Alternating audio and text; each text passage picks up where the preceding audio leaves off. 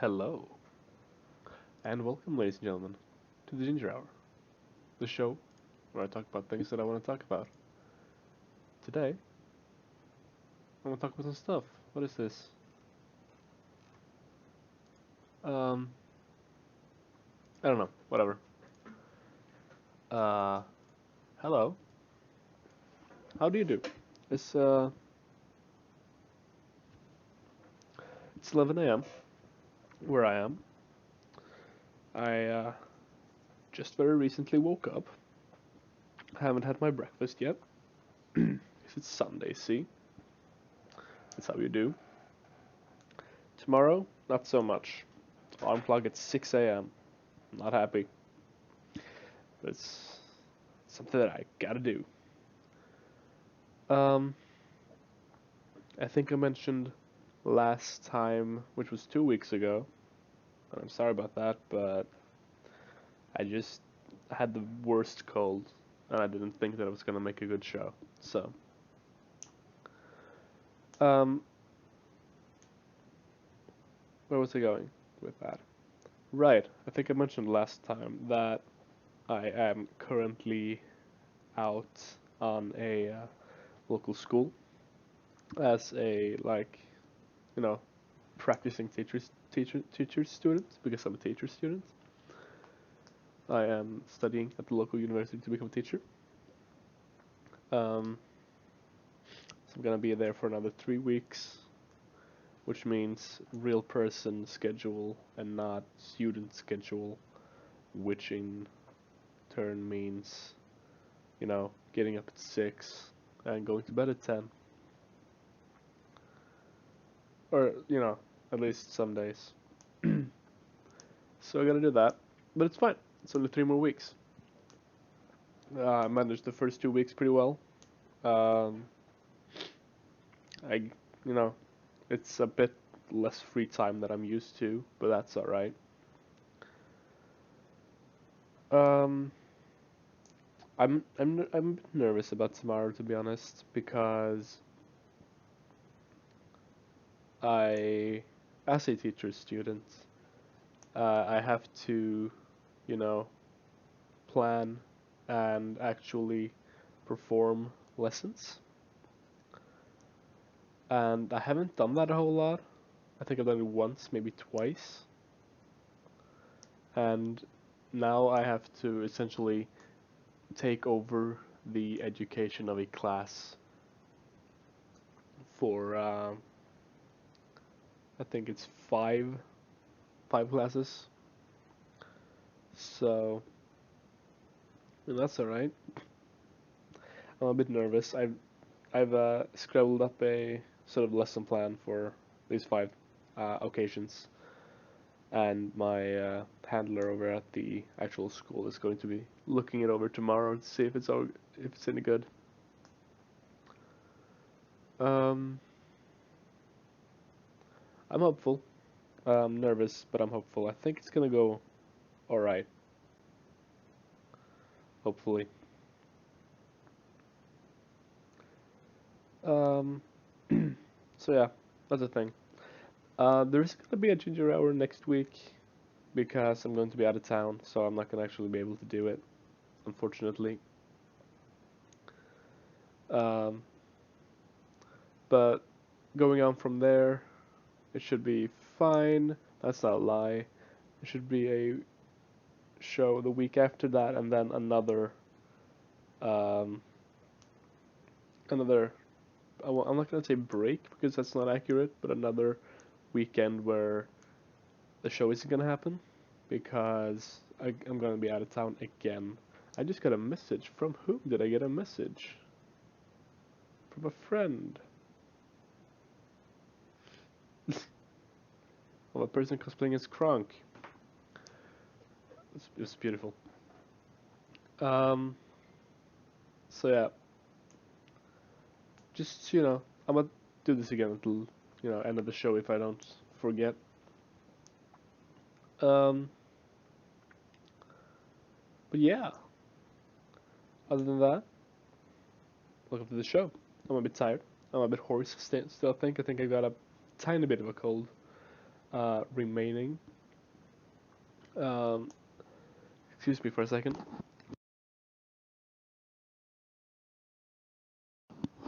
I turned off my microphone to cough. Um, yeah, let's get to games. I've been playing some more Dark Souls. Not a whole lot, but some. I don't quite remember how far I'd got last time. I think maybe I'd gotten to Anor Londo, or maybe to the second bonfire in Anor Londo. I don't remember. Whatever the case, I beat Anor Londo, and just as soon as you got into the building, as soon as you got to actually the second bonfire, Anor Londo was way easier. Like, holy crap. Like, the enemies outside are much tougher than the enemies inside. At least that's my experience. Apart from the demon, the one with the no face, it drops demon titanite, I think. Holy fuck, that guy hurts.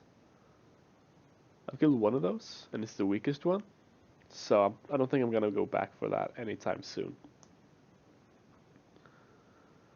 Um, did that.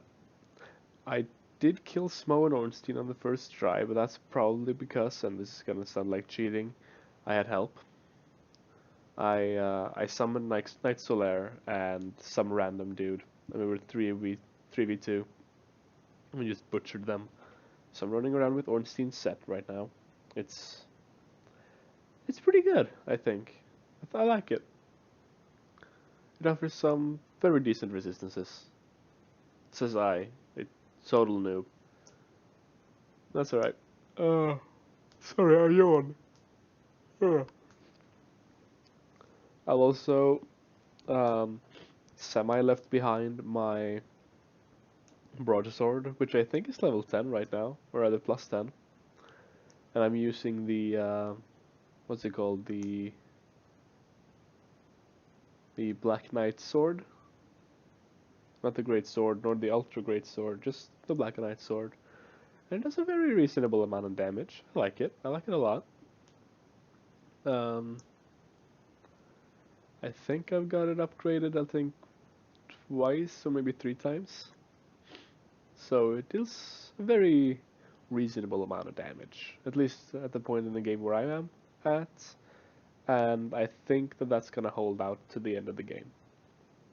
Because I completed Anor Londo, I've got the Lord Vessel, I've killed Nito, and I've done the Catacombs, and I've done Seath the Scaleless. And honestly, Seath the Scaleless' library is one of my favorite areas in the game so far. I really like Undead Burg, I really like Undead Parish, I really like Anor Londo, believe it or not.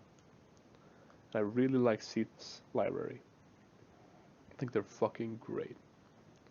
I really like the cityscapes in Dark Souls. It's so good. Um, so yeah, I've done that. I'm wearing Orstein's armor. I'm wearing a Black Knight's shield, I believe, which works very well.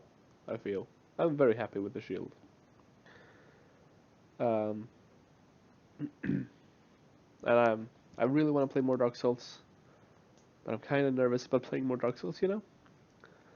I'm not like worried that I'm not gonna make it, but I'm just, um, Dark Souls, it's an intimidating game. Um, but yeah, I look. Here's the thing. Before I started playing Dark Souls, I watched the entirety of Dark Soulmates, right? So I have a pretty good idea what to expect, right? And I have a pretty good idea of where to go and when, right? Well, not when, but where to go, where the bosses are, how you get to the bosses, And a lot of people might think that that's cheating, like because the quote unquote joy of Dark Souls is to um, explore and find your way. But I honestly feel like I would um, I only honestly think that I would enjoy the game a lot less if I had to find my way.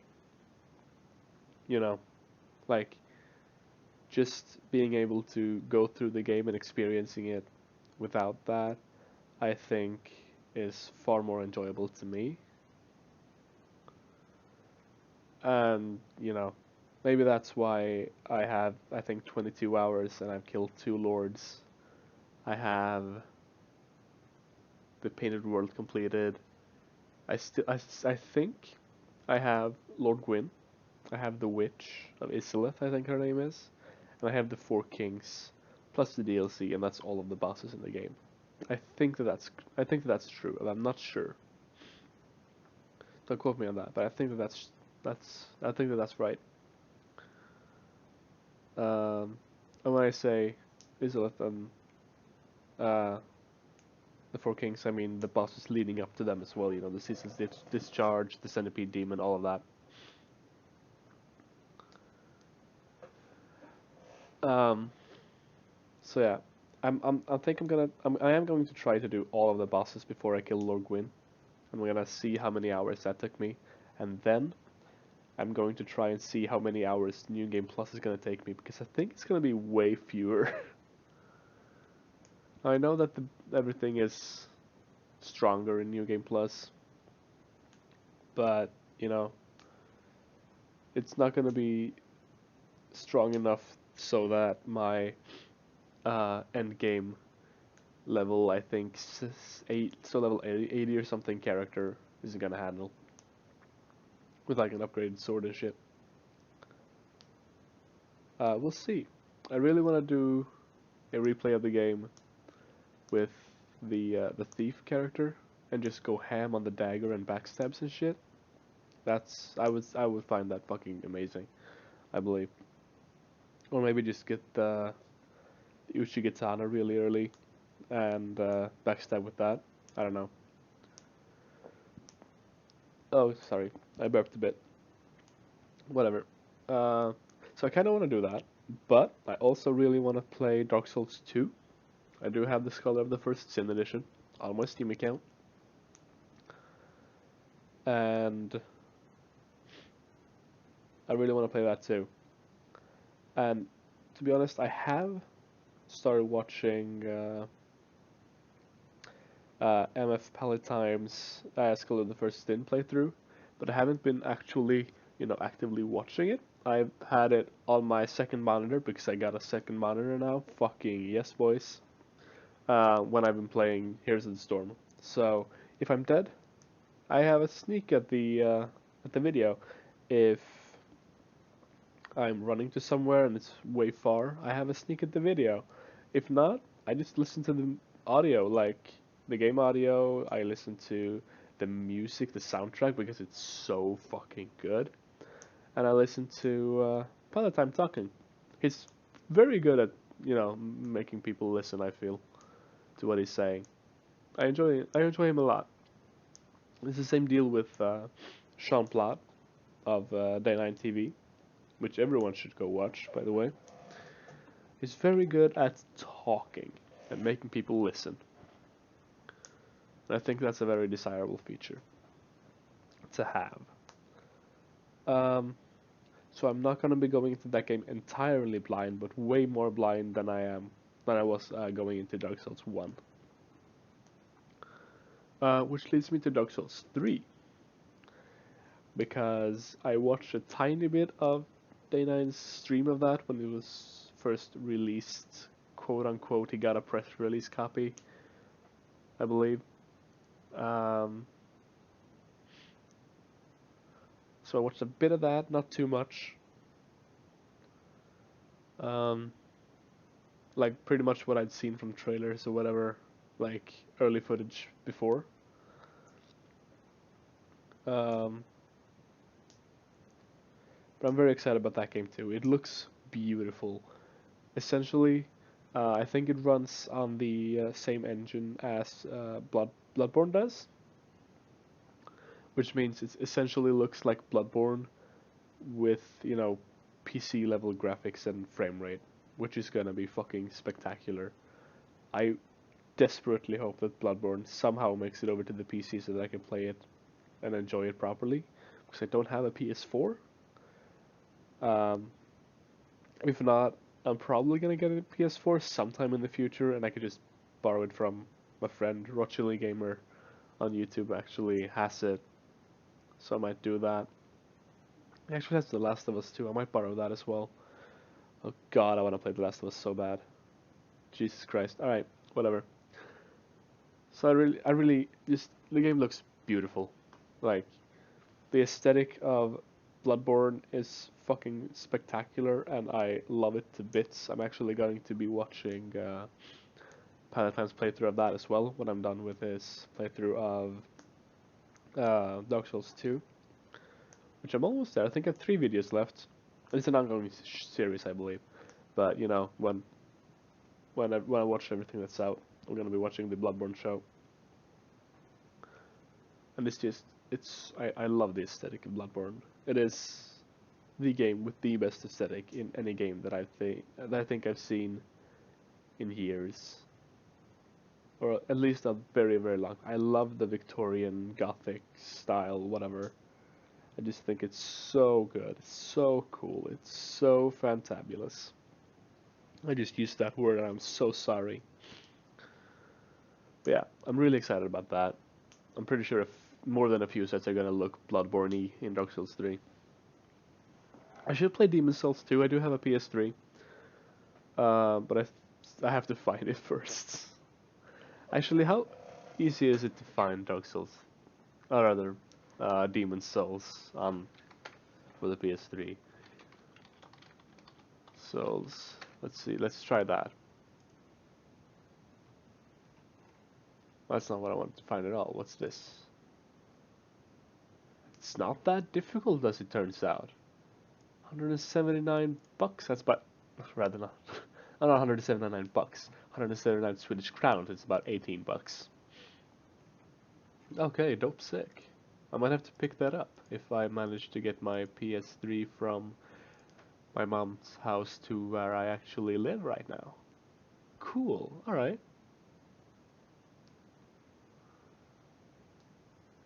Cool. Alright. That's alright. I might do that. I don't know what the consensus is about Demon Souls as compared to Dark Souls, but Dark Souls is dope as shit, and I really fucking like Dark Souls. So, like, I kind of wish that I played Dark Souls a lot earlier, but I kind of also wish that I kind of am also happy that I didn't, because like a few years ago I would not have bothered with any of Dark Souls bullshit, you know. Um, anyway, moving on. I think there was some other stuff that I wanted to talk about. Yes. Here's the store. Just got a new character, Dahaka, and right before I purchased the hero released right before him, called Shul, Xul, Shul. That's how I pronounce it anyway. And I leveled him up to level 5. So right now, the only playable character in Heroes of the Storm that I don't actually have as level 5 or higher is Dahaka and Cho'Gall. And I am never going to get Cho'Gall up to level 5 or higher. Because fuck that noise. When I level things up like that, I just grind. I just grind forever. And I can't do that when I'm playing with a friend on Cho'Gall. I can't grind like that. It's not my scene. I'm not gonna do it. If they ever make Cho'Gall playable as only one person, fucking yes, I wanna do that. I'm gonna do the shit out of that. But not until then. I don't think they're ever gonna do that, so it's not gonna be a thing that's happening. And in other Here's the Storm news, Tracer has gotten her in development trailer video. So I'm excited about that. I'm gonna watch that right after the stream, actually. Like immediately. Got a bunch of tabs open on YouTube for videos that I'm gonna be watching right after this stream. Or maybe after breakfast, I don't know. And after that, I wanna play some more Here's the Storm with some pilot time in the background. Because I'm almost up to level 9 with Vala. I've started playing her with an auto attack build and it's so fun. You feel real powerful. Also, she's pink, so that's a plus. How long is the stream going for? About 30 minutes. Close to 30 minutes.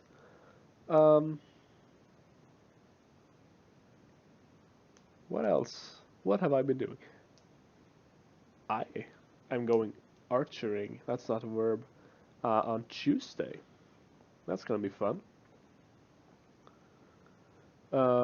Like, you know, shooting arrows with bows. It's gonna be a lot of fun. I'm excited about it. My dad, back in his day, used to be really, really good. I'm talking 20 to 25 years ago. So, next weekend, we're going to be going down to his parents, my grandparents' house. So, he's going to be shooting arrows with bows. His dad, my grandfather, is going to be shooting arrows with bows. I'm going to be shooting arrows with bows. My younger brother might be shooting arrows with bows, and my 8-year-old cousin might be shooting arrows with something resembling a bow. So it's gonna be a decent amount of fun, I feel. That's why I'm not gonna be doing the show next week, because I'm going to be shooting arrows with bows. And I think it's gonna be a lot of fun. I really like the bow as a weapon. Like how it's able to shoot projectiles as fast as it is, doing as much damage as it does, um, without having the noise factor of other projectile weapons. I think it's really very cool to me. Like, I know it's not the optimum weapon for killing someone, of course it's not, but it's one of the cooler weapons, I feel. Don't get me wrong, I like firearms too. I think they like aesthetically look very cool as well. Um, but I like the bows. I like the bow as a concept. When I say other projectile weapon guns and shit, I have no experience with any of them. I haven't fired a gun in my life, but I like them aesthetically, and I like the mechanical function, like how they operate, how they work. I think that's very cool.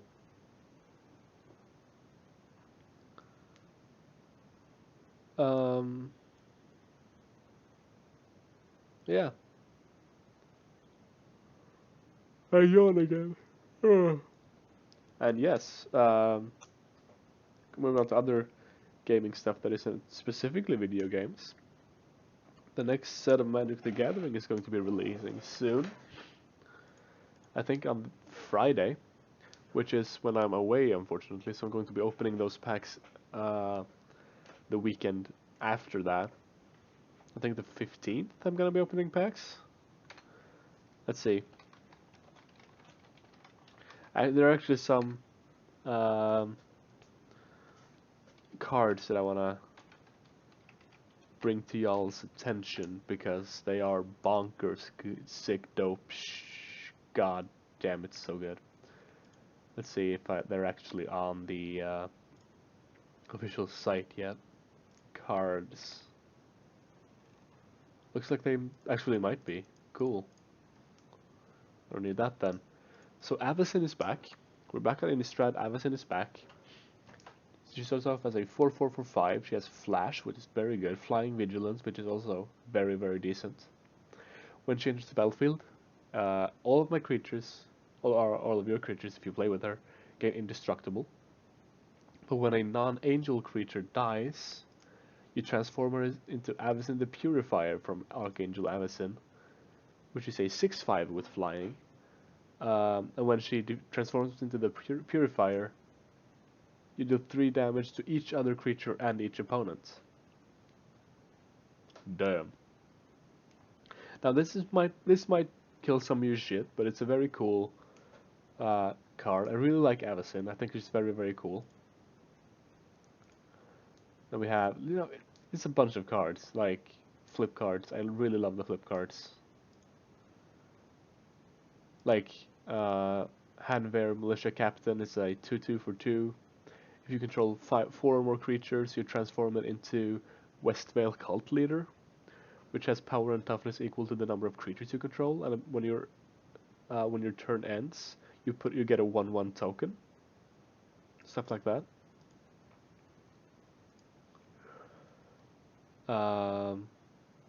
We have Aberrant Researcher, which is very cool.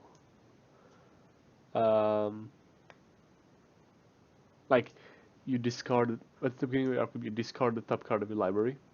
If it's an instant or sorcery, you transform it into a 5/4 from a 3/2. It's very cool. Now one of my favorite cards that I really, really want, it's blue.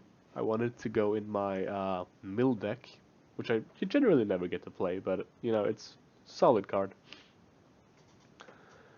It's 4 mana with 2 blue. Target opponent puts his top 13 cards of his or her library into his or her graveyard. Top 13, that's a lot of cards. If you pay 5, you can put it from your graveyard onto the battlefield transformed as a 1/1 with Skulk, which means it can't be blocked by creatures with greater power. And this is a 1/1, it can only be blocked by creatures with power 1. Almost at that point in the game, nothing. And when it deals combat damage to a player, you get to take it back to your hand. So, you play it, target opponent loses the top 13 cards of his library, goes into the graveyard. You bring it back for 5, you strike with it, and you get to take it back to your hand, and you can play it again ad infinitum. Such a cool card, I want it so bad. And then we have a card called Thing in the Ice, which is a 0/4 defender. Comes into play with 4 ice counters, but when you play a bunch of instants or sorceries, removing the ice counters, it becomes a 7/8, which bounces all non-horror creatures to their owner's hands. So it's so good. There's a blue 2/2 for 3, it becomes a 3/3. I'm not overwhelmed. Unless it happens to be on it can't be blocked. That's a lot better, actually. And we have a bunch of other stuff. What is Gatsef Arsonists? It's a werewolf. That makes a lot of sense. Oh, here's a cool card. Skin Invasion. It's a red card. Enchanted creatures attacks each turn if able. When the enchanted creature dies, return Skin Invasion the battlefield transformed, under your control. The transformed version is a 3/4, straight up, but this enchantment costs 1 red, nothing else. It's very cool. And then there are a bunch of other cards. Cool card in this set is Arlene Cord. She's a planeswalker, but she can flip. So she's a werewolf. So if you can use the +1 to make one of your creatures get +2/+2 in vigilance and haste until end of turn. Or you can use a 0, get a 2/2 green wolf creature token, and transform her into Arlene Embraced by the Moon. With 3 other abilities. The -6/1 gives you an emblem with haste, which gives your creatures haste, as well as a tap effect. This creature deals damage equal to its power to target creature or player, which means you could just kill shit without attacking, which is very good. We have Harvest Hand, which I think is cool. It's a 2/2 for 3. It's an artifact. But when it dies, you return it as a Scrounged Scythe, which gives equipped creature +1/+1, and Menace if equipped creature is a human. And just shit like that. And then we have Westvale Abbey. This card is real dumb. It pays for 1 colorless mana, as in a waste. You can pay 5 mana and tap it to pay 1 life to put 1/1 white and black human cleric creature token onto the battlefield. If you pay 5 and tap Westvale Abbey and sacrifice 5 creatures, you can transform Westvale Abbey and untap it, and it becomes a 9/7 flying, lifelink, indestructible haste creature. I really like that card. It's so cool. And then we have a bunch of other stuff. Like, so many things. I'm very excited about this set, guys. What's that? Broken Concentration. Counter target spell with Madness. Dope sick.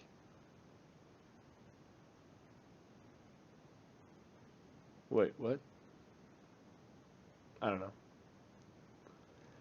There are just a bunch of stuff. We have another Jace with stupid effects, right? A +1 that's scry 1 and then draw a card. Very, very good. -2 with a basic bounce effect. It's alright. It's very decent. It's not amazing.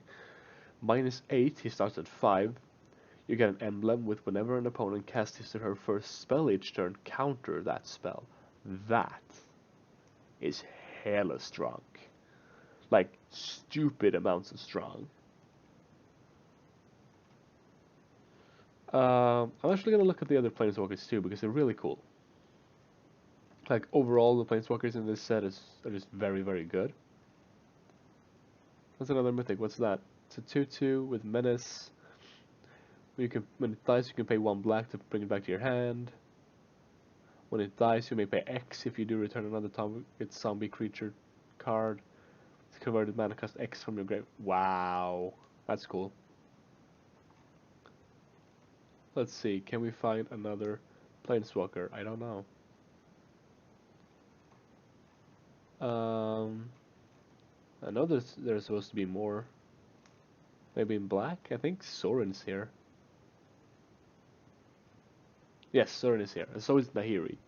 I'm really excited about Nahiri being back. I think she's very cool as a character. I don't know a lot about her, but she's very cool. Before that, we have the Gitrog monster, which is a 6/6 for 5, a frog horror with Death Touch. Unless you sacrifice a land each upkeep, you sacrifice this creature. You may play an additional land on each of your turns. Whenever 1 or more land cards are put into your graveyard from anywhere, draw a card. So essentially, this card should be able to have some sort of, like, you should be able to keep it alive with just drawing cards forever. Alright. Let's see, what's this? Oh. No. We have Nahiri, Starts off at 4.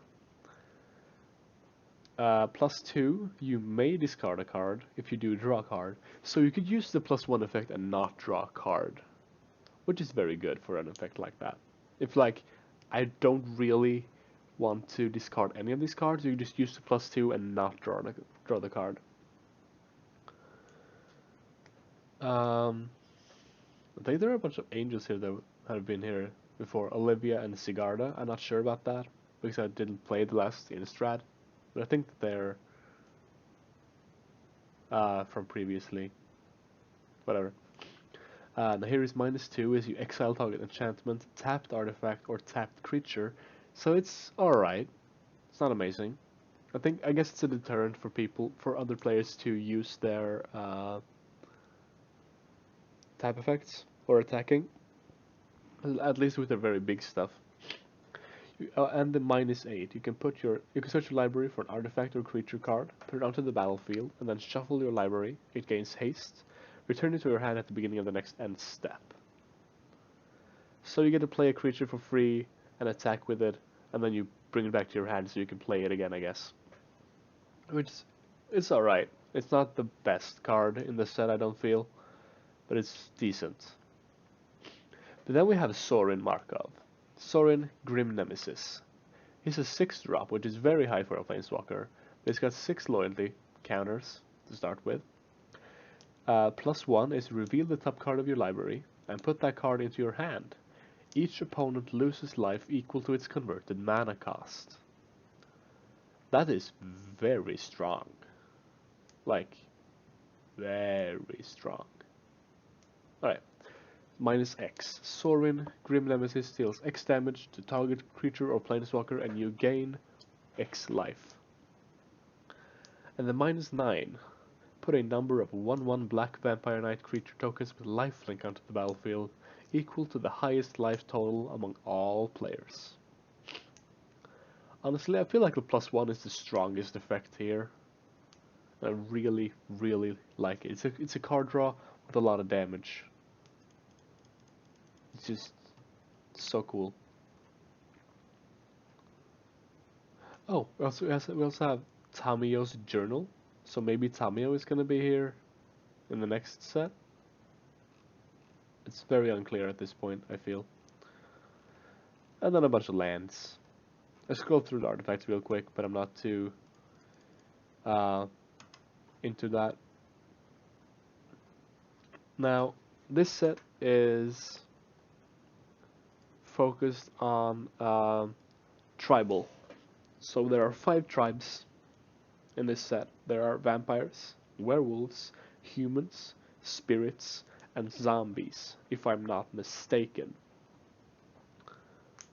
And I am hella excited for that. That's gonna be so much fun. Like, I'm probably gonna build a deck for every tribe. I'm not gonna lie. I'm excited. It's gonna be a lot of fun to play this block. I'm hoping that I'm more into this set than I was Battle for Zendikar, because I found that to be a very meh set. Gustafsson, who was on the show a few months ago, I think at this point, really likes it because he plays Ally Tribal a lot, and it is as bullshit as that sounds. And Zendikar was Ally Tribal, so he didn't play too much of Gatewatch, but you know, still. He got the cards that he wanted. I do really like one of the decks that I built from Zendikar, which was with the keyword Awaken. I think Awaken is a really cool mechanic. I do need a few cards from Gatewatch to make it work better. Maybe some green ramp, but I can make that work. Absolutely. Somehow. Anyway, that's gonna be all for me today. I'm going to be putting the stream over to post-stream stuff, and I'm gonna be taking off. It's gonna be only a few minutes, you know. Um, Thank you for stopping by, if you did. Thank you for hanging out, if you did. Follow me on my tweetsters at BrotherMLive. Almost said Roger the Gamer. That's not true. BrotherMLive. And check out my YouTube channel, if you want. Ginger Hour. Just search for it and you'll find it. This thing is gonna be up on YouTube in, a couple of hours. Perhaps sooner. Probably sooner. I don't know. Until next time. Have a good week.